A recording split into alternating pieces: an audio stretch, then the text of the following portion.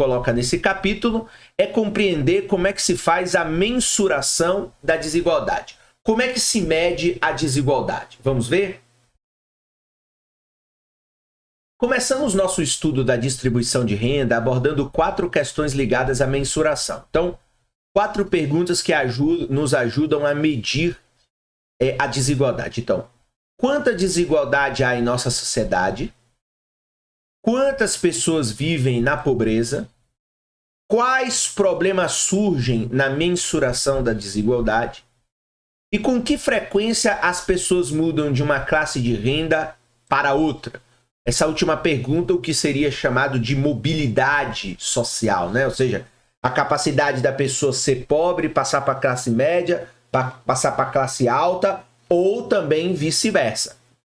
Essas questões de mensuração são um ponto de partida natural com base na qual se discutem as políticas públicas que pretendem mudar a distribuição de renda. Então, um país minimamente decente, com instituições minimamente preocupadas com a questão de desigualdade, vão discutir essas 4 questões com o objetivo de utilizar as respostas dessas questões para desenhar as políticas públicas que visam alterar a distribuição de renda de um determinado país. Como, mais uma vez, relembro, esse livro utilizado aqui é um livro escrito por um autor americano, ele claramente traz mais uma vez o exemplo dos Estados Unidos. Então, desigualdade de renda nos Estados Unidos. Imagine que você enfileirasse todas as famílias da economia de acordo com sua renda anual e então as dividisse em 5 grupos iguais. O quinto inferior, o segundo quinto, o quinto intermediário e o quarto quinto e o quinto superior.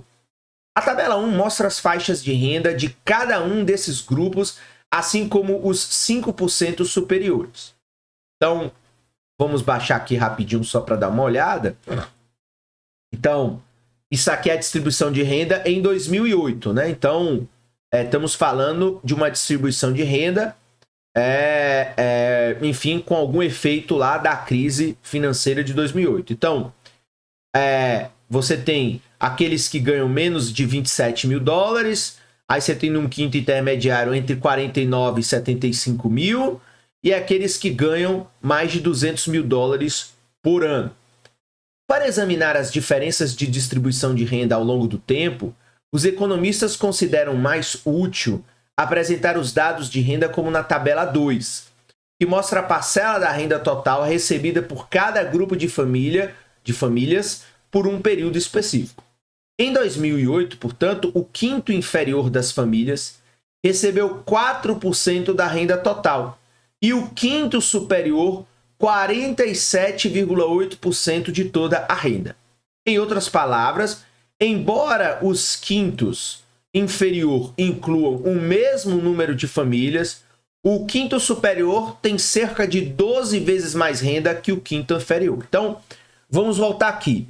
Então, veja, em 2008, olhe como aqui é uma tabela histórica, então, desigualdade de renda nos Estados Unidos.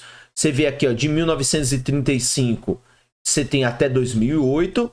E veja, 47% da renda americana ficou no quinto superior. Enquanto que, olha lá, 4% ficou no quinto inferior. Então, 47% da renda no quinto superior e apenas 4% no quinto inferior. Então, estamos dizendo assim, os pobres ficaram com apenas 4% da renda total do país e no quinto superior, 47%, ou seja, nos mais ricos, né?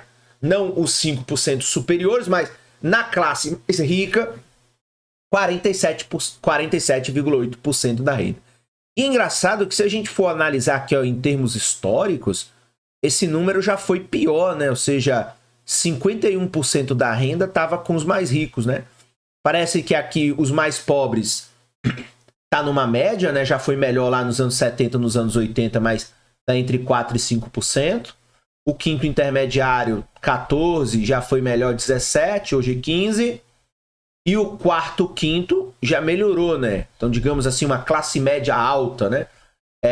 Saiu de 20% para 23%. Mas você vê que o quinto superior já teve uma desconcentração um pouco, né?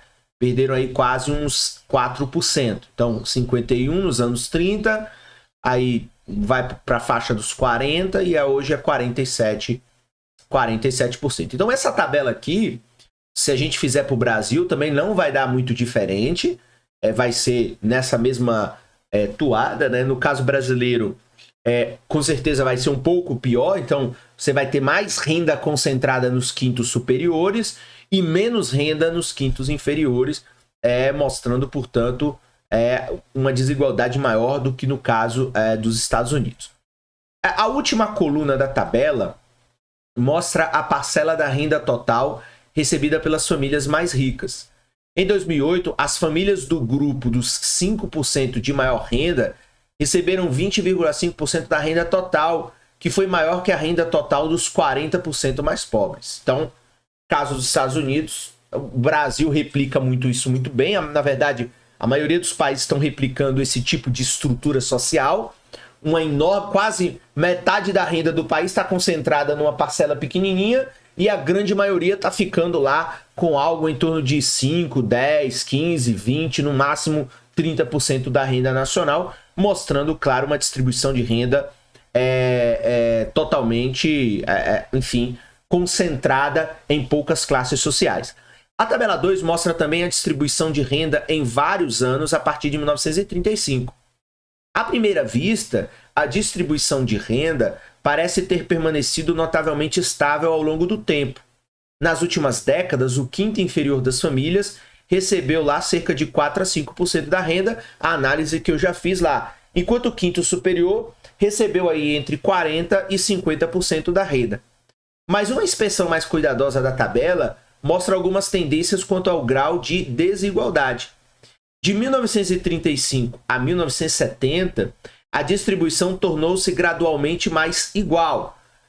Vale pontuar que entre 30 e 70 mais ou menos, estamos falando, enfim, de uma era de ouro que viveu não só o mundo, mas especialmente os Estados Unidos, que você tem o crescimento, né?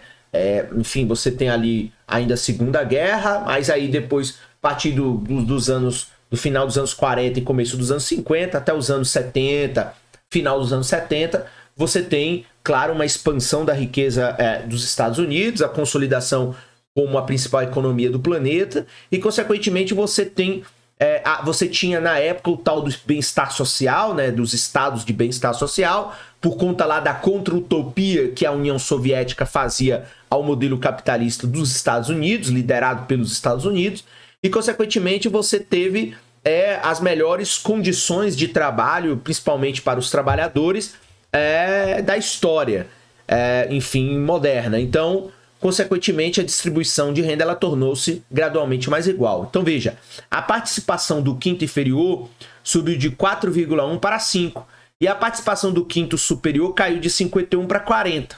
Em anos mais recentes, essa tendência se reverteu. Então, claro, com a ideia do neoliberalismo, da abertura econômica, da competição e dessa tendência pelas novas tecnologias, consequentemente, você faz com que, mais uma vez, quem tem capital, quem tem dinheiro, vai passar a acumular novamente mais, e os trabalhadores que estão ficando cada vez, digamos, menos importantes, sobretudo aqueles mais pobres, sem qualquer grau de escolaridade, eles vão ficando cada vez mais excluídos do sistema.